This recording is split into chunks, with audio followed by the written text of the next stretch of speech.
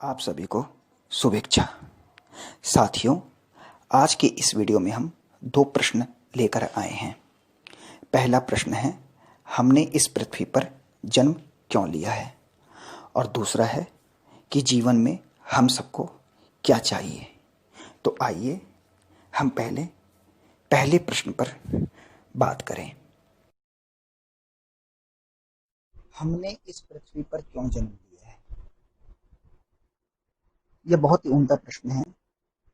इस प्रश्न का उत्तर जितना भी दिया जाए उतना कम है, लेकिन फिर भी हम संक्षेप में इसको समझने की कोशिश करते हैं। देखिए, पृथ्वी के इस भौतिक जीवन में हम जन्म लेते हैं कुछ महत्वपूर्ण सबक सीखने के लिए। हर एक व्यक्ति कुछ न कुछ इस पृथ्वी के भौतिक जीवन में सीखने के लिए आया है। पृथ्वी पर यह जो जीवन है वह किसी स्कूल में पढ़ाई करने और अपने सबक सीखने के समान ही है। हर मनुष्य के अपने अपने सबक होते हैं जिन्हें वह अपने इस पृथ्वी के जीवन में जीते हुए सीखना चाहता है। लेकिन हम मनुष्य ही यह बात भूल गए हैं। इसलिए तो आज कल हम अपने सबक नहीं सीख पाते, सार्थक सबक नहीं सीख पाते अपनी जिंदगी से, और निरर्थक बातों में, मतलब फालतू की बातों में लगे रहते हैं और अपना समय बर्बाद करते हैं। देखिए, छोटे बच्चे अक्सर स्कूल नहीं जाना चाहते, वे स्कूल के नाम से ही डरते हैं। बहुत सारे बच्चों में ऐसी प्रवृत्ति होती है। जब भी उसके माँ बाप उसे स्कूल जाने को कहते हैं तो अनेक प्रकार के बहाने बनाते हैं, हर मुमकिन कोशिश करते हैं कि वह स्कूल ना जाए, लेकिन उनके माता पिता उन्हें जबरदस्ती स्कूल में छोड़ के आते हैं, क्योंकि वे जानते हैं कि वही उनका सच्चा विकास होगा।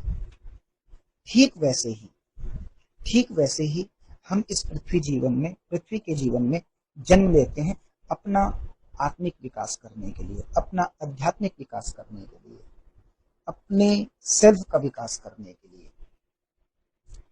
इस पृथ्वी पर कोई मनुष्य अपने मन को धीरज सिखाने आया है, कोई मनुष्य अपने मन में प्रेम सीखने आया है, धीरज सीखने आया है। किसी मनुष्य का सबक नफरत की आग को समझना है और उससे निकलना है। किसी का सबक यह हो सकता है कि उसे निडर बनना है। कोई साहस सीखने के लिए आया है और कोई मनुष्य अहंकार से मुक्त होने के लिए आया है। हर लोग अपने अपने सार्थक सबक सीखने के लिए ही आए हैं और यह सार्थक सबक सीख कर ही जाने वाले हैं। लेकिन बहुत सारे कर्मानुबंधों के कारण वे अलग अलग प्रवृत्तियों में बढ़ जाते हैं। वे भूल जाते हैं कि उनका जीवन का लक्ष्य क्या था और वे गलत कामों में, नकारात्मक कर्मों में लगकर इस पृथ्वी के अमूल्य जीवन को नष्ट कर लेते हैं। अपना समय निरर्थक बातों में लगाते हैं, जो कि इस पृथ्वी पर आने का लक्ष्य ही नहीं है। वे अपनी जड़ें खुद खोदते हैं। इस पृथ्वी के जीवन की अमूल्य जो देन है हमारा शरीर, इसका हम अनादर करते हैं। हम इस शरीर का अतिक्रमण करके इसको अगर हम बेवजह गलत तरीके से अगर हम इसका ख्याल रखते हैं, गलत तरीके से अगर हम इसका सेवन करते हैं अपने शरीर का, तब भी हम अपने सार्थक सबक नहीं सीख रहे। यानी हमारे इस पृथ्वी पे आने का हमारा लक्ष्य जो है वह पूरा नहीं हो पा रहा है। लेकिन अभी हम बात करते हैं कि पृथ्वी पर हम क्या क्या सबक सीख सकते हैं। देखिए, पृथ्वी की पाठशाला में सबसे पहला सबक हम ये सीख सकते हैं कि हम कैसे धैर्यवान बने। जीवन जो है हमें धक्के देकर धैर्य सिखाता है। दूसरा सबक ये है कि हम कैसे ज्ञान अर्जन करें, अच्छे ज्ञान का अर्जन, आत्मिक ज्ञान का अर्जन, वह ज्ञान का अर्जन कैसे करें, यह दूसरा सबक हो सकता है। तीसरा सबक, हम अभयता को कैसे प्राप्त करें। अभयता कहने का मतलब भय से मुक्ति। हम किसी भी प्रकार के भय से, नकारात्मक भय से हमको मुक्ति मिले। सबसे बड़ा भय तो मृत्यु का भय होता है। तो इन सब प्रकार के भयों से हम मुक्ति कैसे प्राप्त कर सकते हैं, ये तीसरा सबक हमारा हो सकता है। चौथा सबक हमारा हो सकता है कि हृदय की भावना। हम पृथ्वी पर खुलने के लिए आए हैं, बंद होने के लिए नहीं। तो अपने हृदय को हम खोलें, हम सकारात्मक चीजों को देखें, सकारात्मक तरीके से अपने जीवन को हम यापन करें। यह हम चौथा सबक हो सकता है। पांचवा सबक होश। हम होश में जीवन जिए, मशीनियत को तोड़ें। हम एक मशीनी जीवन आजकल जीने लग गए हैं। तो हम होश में जीवन जिएंगे तो हमारे अंदर किसी भी प्रकार की नकारात्मकता हावी नहीं होगी। यह पांचवा सबक हो सकता है जो हम सीखने के लिए आए हैं। छठा सबक विवेक। हम विवेक से काम लें, अपनी बुद्धि का मैक्सिमम जितना परसेंटेज हो सकता है उतना परसेंटेज हम बुद्धि का इस्तेमाल करें। पैसा नहीं, बुद्धि ही सब कुछ है। हम अगर इस बात को समझ लेंगे तो हम पृथ्वी पर, ये हमारा छठा जो सबक है, हम ये सबक सीख पाएंगे। सातवां सबक हो सकता है कि हम अपने आप पर आत्मनियंत्रण करें, शरीर और मन पर अपना अनुशासन करें। ये पृथ्वी पर आने का हमारा सातवां लक्ष्य, सातवां सबक हो सकता है। हम पृथ्वी के जीवन में आत्मनियंत्रण अपने आप को करें। आठवां सबक हो सकता है पृथ्वी की इस पाठशाला का कि हम विकास करें। विकास का मंत्र हमेशा जीते। जीत किस बात की? भौतिक वस्तुओं की प्राप्ति की जीत नहीं। हम अभौतिक चीज, प्रेम, सौहार्द, अच्छी अच्छी सकारात्मक चीजें, हम लोगों के मन को जीते अपने अच्छे कर्मों के द्वारा। ये पृथ्वी के सबक में, जीवन में जो हम सबक सीखने वाले हैं, आठवां सबक ऐसा हो सकता है। पृथ्वी की पाठशाला में हम साहस भी सीखने के लिए आए हैं। साहस हम सीख सकते हैं नपे तुले जोखिम उठाते हुए, कि हम कैसे हम साहसी तौर पे हम इस जीवन को हम आगे बढ़ाएं। पृथ्वी के इस जीवन को हम साहस के तौर पे जो है, साहस के साथ हम जो है अपने सार्थक सबक सीखें। 10वां सबक दिशा। एक लक्ष्य बनाने के लिए, लक्ष्य वही आत्मिक लक्ष्य, कि इस पृथ्वी के जीवन में हम जो भी जी रहे हैं, जिस प्रकार से हम जी रहे हैं, उसको हम एक लक्ष्य दें। चाहे वो आत्मिक विकास हो, चाहे वो साहस प्राप्त करने का लक्ष्य हो, एक लक्ष्य, एक दिशा हम सीखें। पृथ्वी के पाठशाला में 11वां सबक देना। देना सीखें लोगों को। लेना तो हम सभी चाहते हैं, कुछ देना सीखें। किसी के लिए कुछ निमित्त बने, किसी भी चीज के लिए, चाहे किसी को ज्ञान दें, किसी को हेल्प करें, किसी को सहायता करें। इस प्रकार से हम पृथ्वी के इस जीवन में 11वां सबक देना, किसी को देने की प्रवृत्ति हो, यह सीख सकते हैं। पृथ्वी की पाठशाला में 12वां सबक होता है आशावान बनना। कभी भी नकारात्मक नहीं, निराशावादी नहीं बनना चाहिए। आशावादी हमेशा इंसान को बनना चाहिए। अपनी प्रवृत्ति में आशावाद ही लाना चाहिए ताकि वह सकारात्मक विचारों के महत्व को समझ सके। यह पृथ्वी के जीवन में हम 13वां सबक ऐसा है। और 12वां सबक था। 13वां सबक हम यह सीख सकते हैं पृथ्वी के जीवन में भक्ति। हम किस प्रकार से भक्ति के द्वारा जो है ईश्वर के उस चैतन्य स्वरूप को हम समझ पाए। भक्ति कहने का मतलब कर्म कांड वाली नहीं। आप अगर ईश्वर को सही तरीके से, सही मन से अगर आप याद भी करते हैं तो वह भी भक्ति के ही बराबर हुआ, क्योंकि ईश्वर के स्वरूप को चिंतन करना, याद करना भी भक्ति है, क्योंकि हम उनके गुण को याद करके हम उनके जैसे बन सकते हैं। इसलिए पृथ्वी के जीवन में हमें बहुत सारे ऐसे घटनाक्रम हमको मिलते हैं, उतार चढ़ाव के, जिस सभी घटनाक्रम से जो है हम यह सबक सीख सकते हैं। इसलिए कुछ भी विषम परिस्थितियां आए जीवन में, कुछ भी सम परिस्थितियां आए, तो समझ लीजिए कि वो हमें एक सार्थक सबक सिखाने के लिए ही आई है। इस प्रकार से हम पृथ्वी पर इन सार्थक सबकों को सीखने के लिए ही आए हैं। धन्यवाद।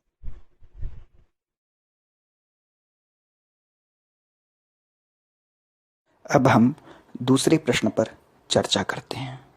दूसरा प्रश्न है, जीवन में हम सबको क्या चाहिए? देखिए, हर इंसान ने अपनी अपनी प्राथमिकताएं तय की हुई हैं।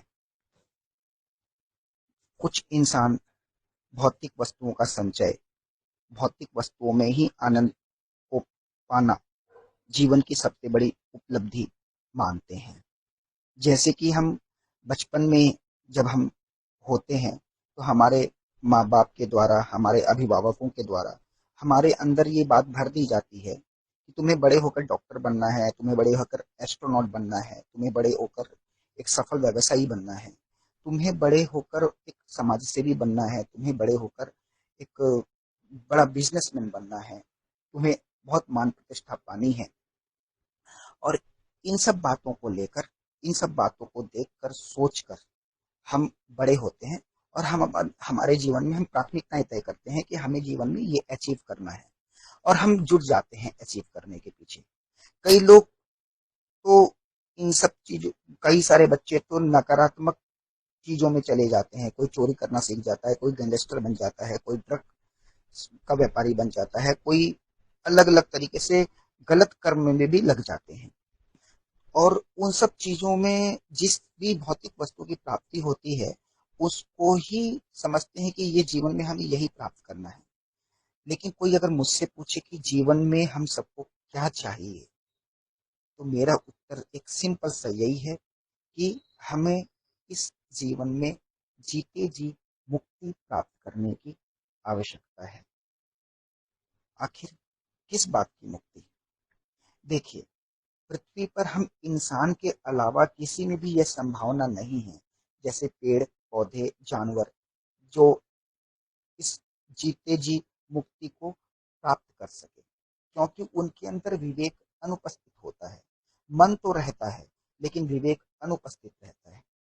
इसलिए पहले समय से ही इस मानव जीवन में, इस मानव शरीर की बहुत महिमा है, ताकि हम इस मानव शरीर में रहकर हम वास्तव में हम मुक्ति का आनंद प्राप्त कर सकें।